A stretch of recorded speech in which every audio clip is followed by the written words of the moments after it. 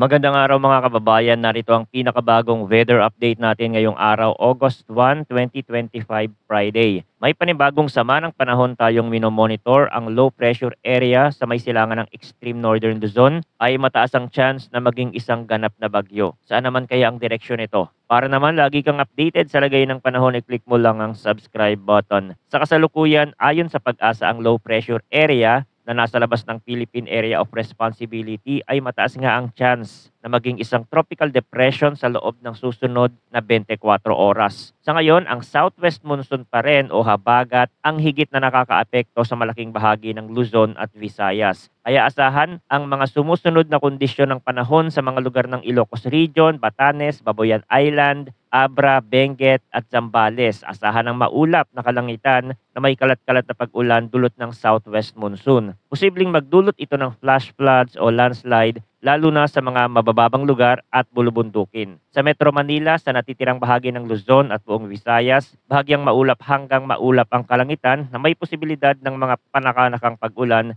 o thunderstorm na dulot pa rin ng southwest monsoon. Posibleng magdulot ito ng biglaang pagbaha o landslide lalo na kung malalakas ang pag-ulan. Samantala sa Mindanao, ang lagay ng panahon ay bahagyang maulap hanggang sa maulap na kalangitan na may mga pag-ulan na dulot ng localized thunderstorm. Posibleng magdulot pa rin ito ng flash floods o landslide lalo na kung sasabayan ng malalakas na ulan. Narito naman ang forecast wind and coastal water condition. Sa extreme northern Luzon, asahan ang katamtaman hanggang sa malalakas na hangin mula sa southwest at ang coastal waters ay magiging moderate to rough na may taas ng alon mula 2.5 hanggang 3.7 meters. Sa western section ng Luzon, katamtaman hanggang malalakas din ang hangin mula southwest at ang coastal waters ay moderate to rough na may taas ng 1.5 hanggang 2.8 meters. Para naman sa natitirang bahagi ng bansa, magaan hanggang katamtaman ang hangin mula south hanggang southwest at ang coastal waters ay slight to moderate